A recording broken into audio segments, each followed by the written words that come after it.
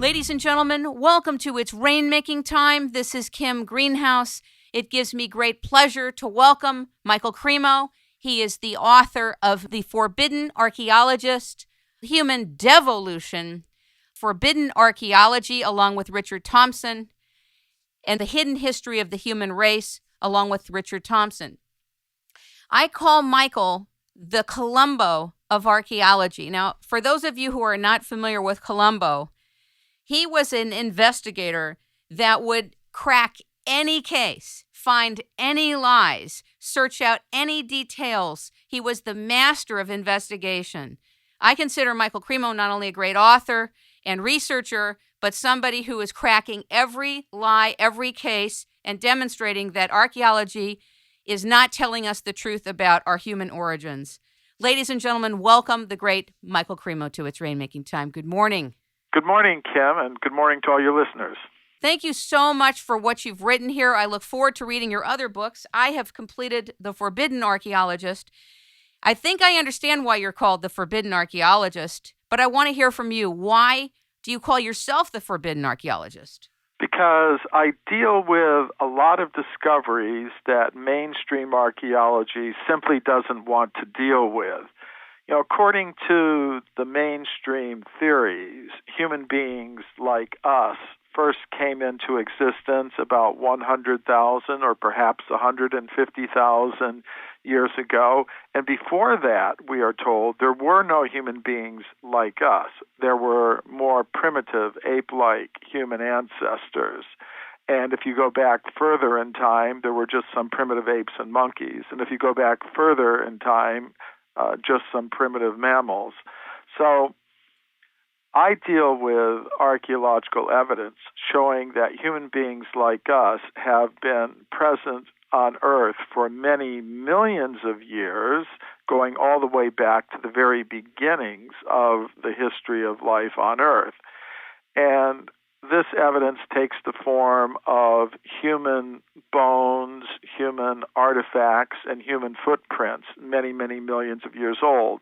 And these things are reported in the original scientific literature, but they're not in the textbooks because of what I call a process of knowledge filtration that operates in the world of science. So that's what I mean by forbidden archaeology. You know, if we looked at archaeology as a big museum, we would see that the public is only let into one small room of that museum, and there they will only see the discoveries that go along with the current theories of human origins. But there are other rooms in that big museum of archaeology, rooms with locks on the doors. So what I've tried to do in my work is take the locks off the doors, open up those rooms, and let people see what's really there.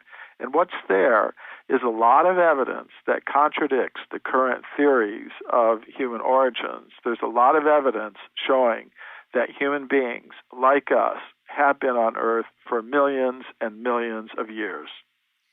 I love the part in the book where you talk about the California gold mine and how Darwin's ideas influenced the treatment of evidence here at Table Mountain. Can you share a tidbit of that? Because that's very exciting since we both live in California, but also what was found.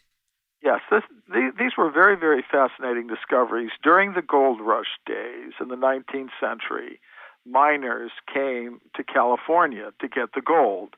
And to get the gold, they were digging tunnels into the sides of mountains in the Sierra Nevada mountains in the gold mining region. One of these mountains was Table Mountain in Tuolumne County in California.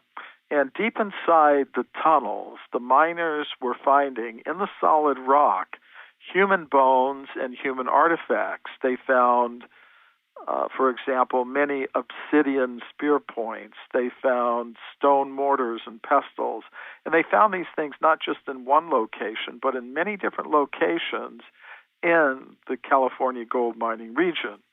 And what makes these discoveries so interesting to me is that the human bones and the human artifacts were found in layers of rock that modern geologists tell us are 50 million years old and older.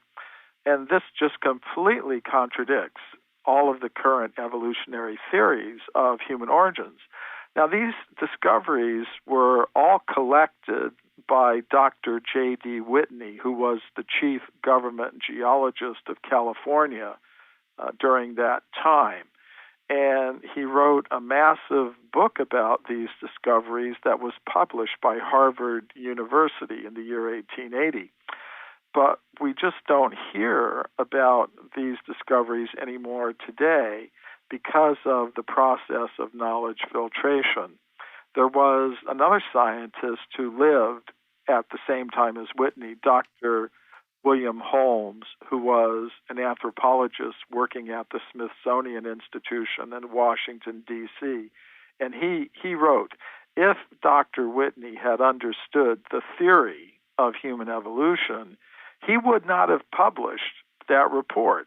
In other words, he would have known that the facts could not possibly be true. Human beings could not possibly have existed millions of years ago because they hadn't evolved yet, according to the theory of evolution. So, according to Holmes, the reports of Whitney should simply be forgotten. So, and that's what happened. However, some of the artifacts from the California gold mines are still in the collection of the Museum of Anthropology at the University of California at Berkeley.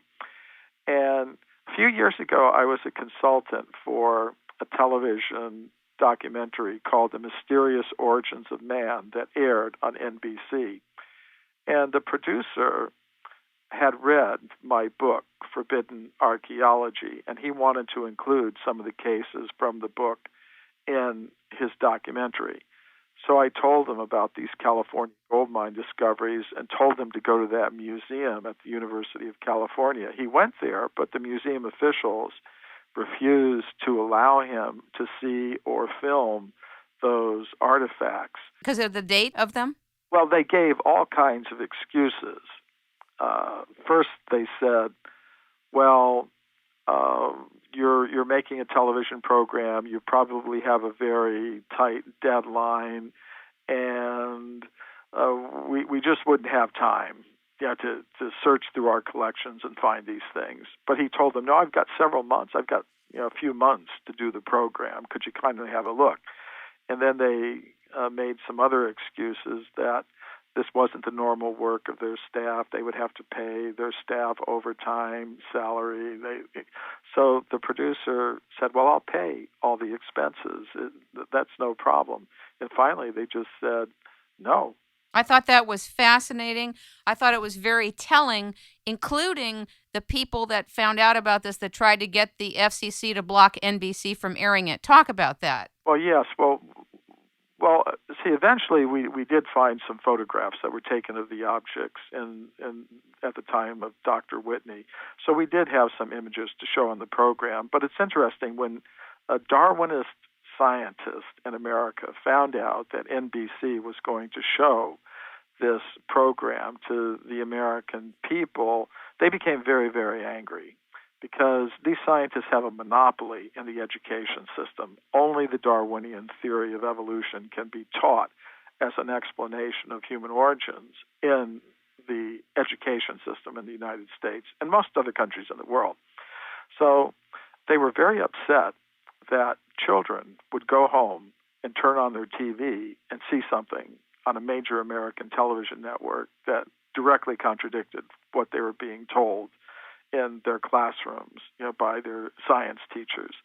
So these scientists were very angry with NBC for airing this program. They tried to stop NBC from showing it. They didn't succeed. It was shown, and it was very popular.